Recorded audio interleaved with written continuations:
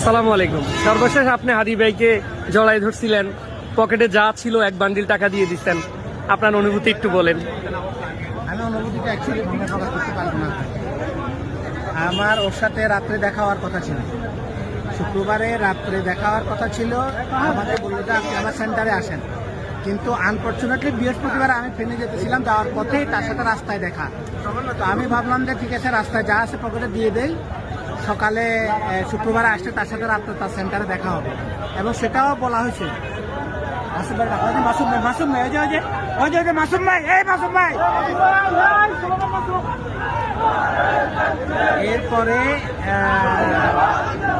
রাত্রে শুক্রবার বৃহস্পতিবার রাত্রে আবার 11:30টার সময় আমাকে ফোন দিল যে দাদা আপনি চিন্তা করেন না, ভিডিওটা ভাইরাল হয়ে গেছে, এটা নিয়ে আপনি টেনশন করেন না। লোকজন খুব উল্টাপাল্টা কথা বলতেছিল, আমাকেও ফোন করছে কয়েকজনে।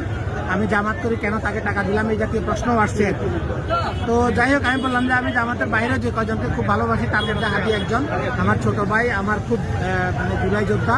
জুলাই আন্দোলনে আমিও জেলে গিয়েছিলাম, সে আমার জন্য প্রতিবাদ জানিয়েছিল। এই সব মিলে তার সাথে আমার সম্পর্ক অনেক দিনের আন্দোলন সময়কালীন সময়।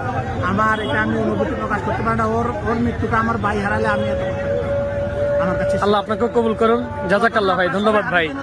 জি, আসসালামু আলাইকুম। আদর্শকে লালন করতে চাই, ইনশাআল্লাহ আদর্শকে আমরা প্রতিষ্ঠা করবো ইনশাআল্লাহ। আসসালামু আলাইকুম।